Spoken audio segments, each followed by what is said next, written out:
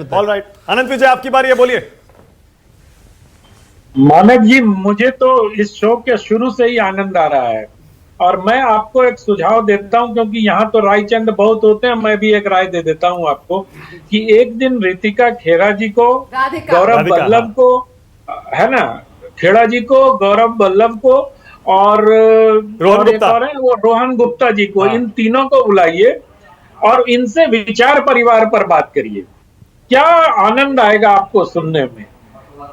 खैर, ये एक सलाह थी जो मैंने आपको दे दी। हाँ। सीरियस बात पे नहीं आता नहीं, हूं। सही कह रहे हैं, प्रोग्राम का, शो का आइडिया बड़ा अच्छा है अनंत। हाँ, और इस पर तीनों से बात करनी चाहिए और अगर आप चाहें तो अजय आलोक, वो भाटिया साहब, इन लोगों को भी बुला सकते हैं। वो 6 विंडो भी भर सकते हैं आपके हाँ, उसमें। और इन सब के तो पुराने बयान जो हैं वो सब भी, और ट्वीट भी, वो सब लेकर बैठा जाए। अब वो तो फिर बाकी आपके प्रोड्यूसर कर लेंगे वो काम, इतना मुझे भरोसा ठीक है। है। मैं ये कह रहा था कि आज सवेरे से मैं 2 बातों को लेकर मानक बहुत चिंतित हूं। एक कि क्या मैं आपको चीनी दिखाई देता हूं? मेरा चेहरा मोहरा चीनी वाला दिखाई देता है? चीन का मैं नागरिक दिखाई देता हूं क्या आपको? जरा फुल स्क्रीन लाइए जरा अनंत विजय को, हम भी देखें करीब से। हाँ, देखिए, क्या मेरा चेहरा चीन के लोगों जैसा दिखाई देता है? चपटी नाक, छोटी आंख, कोई ऐसा दिखाई दे रहा है क्या आपको? पर वो तो पूर्वोत्तर के लोगों के लिए बोला ना। नहीं, उन्होंने ईस्टर्न इंडिया का है सर। हाँ, मैं ईस्टर्न तो इंडिया, बिहार का हाँ। रहने, ईस्टर्न इंडिया तो बिहार तो ईस्टर्न इंडिया में आता है सर। मैं सुबह से परेशान हूं कि मैं कहीं से चीनी नहीं दिखता, ना मेरा कंप्लेक्शन उतना फेयर है, ना आंखें उतनी छोटी है, ना नाक उतनी छोटी है, ना होठ उतने पतले हैं। एक अमेरिका में बैठा हुआ कांग्रेस पार्टी का नेता मतलब पूरे देश के बारे में कुछ से कुछ बोलता जा रहा है। इतना ही नहीं, जिस बात को लोग मिस कर रहे हैं, एक बात और बोली है उन्होंने जो ज्यादा खतरनाक है। उन्होंने कहा राम मंदिर, रामनवमी, इसको लेकर के आइडिया ऑफ इंडिया को प्रधानमंत्री चैलेंज कर रहे हैं। आपको पता है गांधी जी ने क्या कहा था भारतीयता के बारे में? गांधी जी ने कहा था भारतीयता को अगर एक शब्द में मुझे डिफाइन करना हो तो उसको कहूंगा मैं रामत्व। अब ये आइडिया ऑफ इंडिया कहां से आ गया इसमें? अंड बंड जो मन में हो रहा है उसको बोल रहे हैं और कांग्रेस पार्टी उसको ओन कर रही है। नहीं, ओन नहीं कर रही है, डिसोन कर रही है। अरे ओन कैसे नहीं कर रही? अगर अपने पद पर ओवरसीज कांग्रेस के अध्यक्ष बने हुए हैं अभी तक इतने कंट्रोवर्शियल बयान के बाद, तो ओन ही करना पर होगा जयराम ना। रमेश का ट्वीट देख लीजिए, वीडियो देख लीजिए, सबने कहा कि यह कांग्रेस पार्टी से इसका कोई लेना देना नहीं है।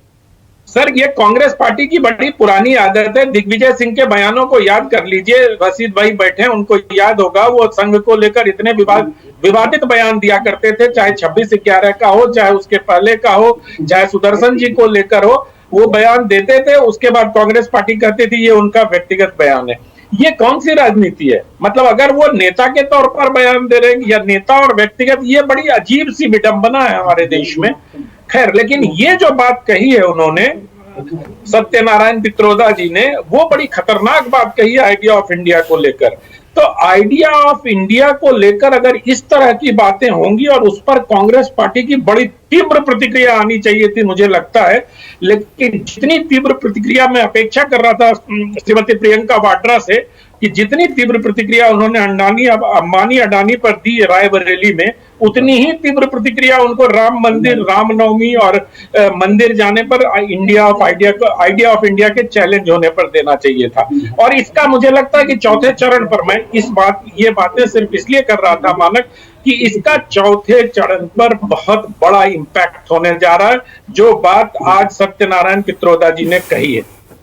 तो मुझे लगता है कि महिमा ने अभी हाथ उठाया था, महिमा जवाब देना चाह रही है, बोलिए। हाँ, मतलब लेकिन मैं बस समाप्त कर रहा हूं मानक जी। मैं यही कह रहा हूं कि जो पार्टी इस देश में, मैं तो राधिका खेड़ा जी की, सॉरी मैं रितिका बोल गया था, क्षमा करिएगा एक बार।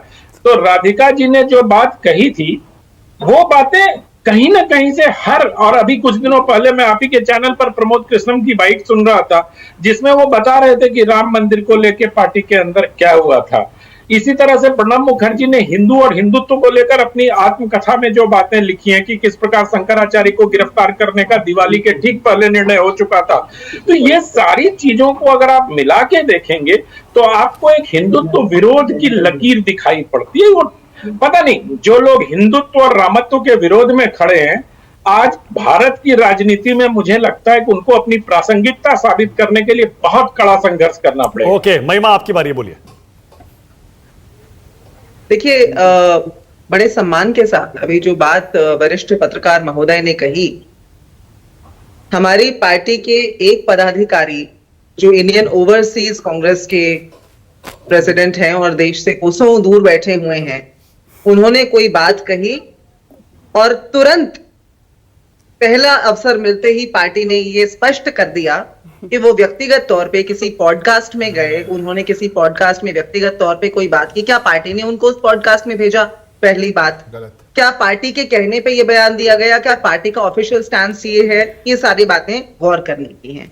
मगर उससे भी ज्यादा गौर करने की बात मानक यहाँ पर ये है कि ये तो एक ऐसे पदाधिकारी की बात है जो न देश में है, न जिनका देश की सक्रिय राजनीति में कोई किरदार यहां पर मौजूद है।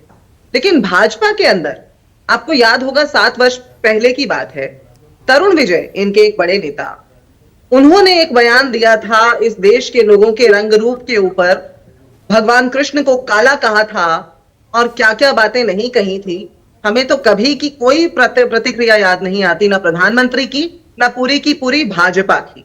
दूसरी बात ये, इनके असम के मुख्यमंत्री देश के अंदर एक इतनी बड़ी महत्वपूर्ण सरकार चला रहे हैं, उन्होंने श्रीमद् भगवद गीता का श्लोक बोलते हुए ये लिखा था और काफी देर तक रहा था वो श्लोक वहां पर कि सभी का जो जितने भी दलित हैं उनका क्या दायित्व है हिंदू धर्म में, कि उनका गुलामी करना ही उनका जो है वो धर्म है, दायित्व है। ना हमने प्रधानमंत्री के मुंह से उसका विरोध सुना, ना भारतीय जनता पार्टी से उसके ऊपर कोई प्रतिक्रिया आई।